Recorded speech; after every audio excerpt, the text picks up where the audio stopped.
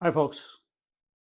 Nitasha Kaul, a UK-based university faculty member, landed in Bengaluru a couple of days ago to attend a taxpayer-funded event organized by the Congress government in Karnataka. She was deported back to London soon after she landed. There have been many questions raised about why she was deported. I want to discuss if that is the right question to be asked, or if there are other questions that should be asked about this incident. I'll get to those questions in just a minute.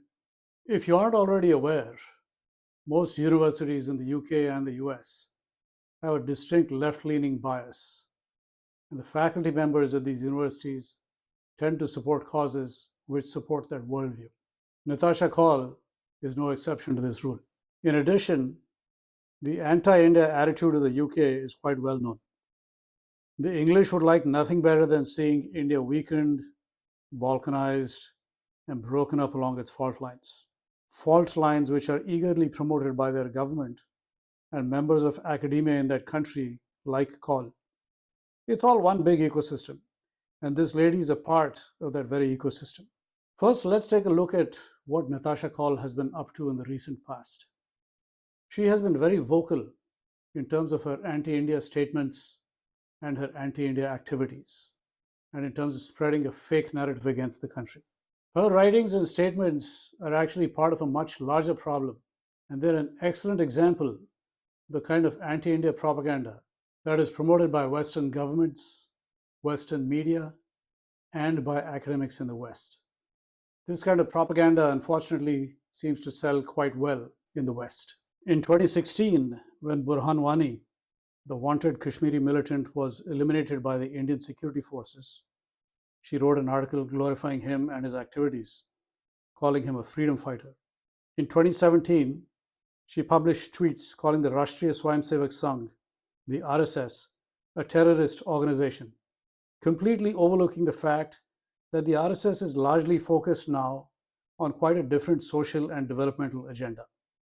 In 2019, after the abrogation of Article 370 in Kashmir, she testified before American congressmen asking that India be censured, overlooking the fact that abolishing 370 was a means of eliminating discrimination against large sections of the Kashmiri population and giving them their constitutional rights. Here are some screenshots of her one-sided testimony in the US Congress. You can pause the video to read the details if you like. In 2020, she participated in the Lahore Literary Festival in Pakistan, and she shared the stage with American historian Audrey Truschke, who herself is notorious for whitewashing atrocities committed by medieval invaders like Aurangzeb. Both these women used a platform in Pakistan to deliver a slew of anti-India statements and to question Indian democracy. She has also shared the stage with other individuals of Pakistani origin and many anti-India forces at other events like the one shown here. She has referred to India as a colonizing power in Kashmir. This has nothing to do with objective reality or facts, of course.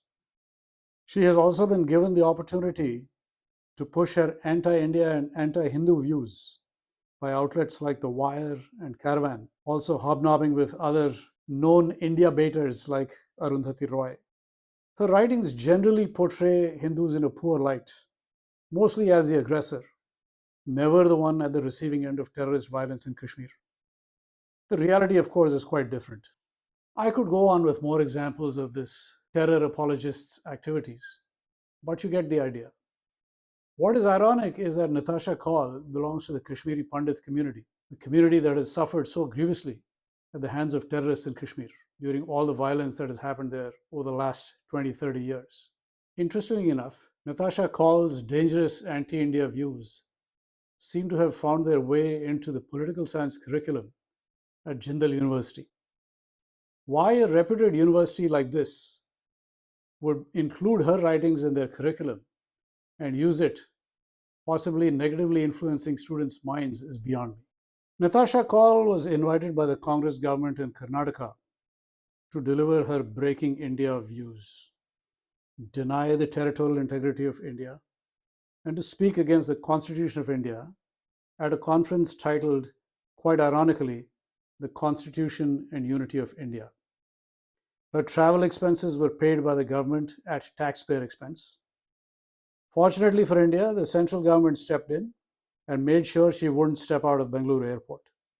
She was deported back to London on the next available flight. Given all that I have shared with you so far, the question should not be why she was deported.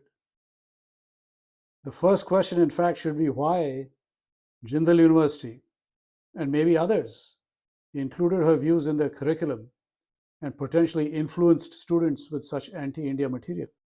An academic should deal with facts and data, not hysterical statements which have no basis in reality. I would suggest that somebody ask the good people at Jindal University the question about why this material was included in their curriculum. Equally important is the question about why the Congress party is inviting an anti India propagandist like this to speak at an event which is being held at taxpayers' expense when her anti India views are so widely known and when it is clear that she wants to see India dismembered. Her writings are not criticisms of the BJP or Modi or the Indian government's policies. They are anti India propaganda, plain and simple. What do her views have to do with constitutionalism, justice, and inclusiveness, which were meant to be the topics to be discussed at this conference in Bengaluru? Somebody needs to ask the Congress party that question.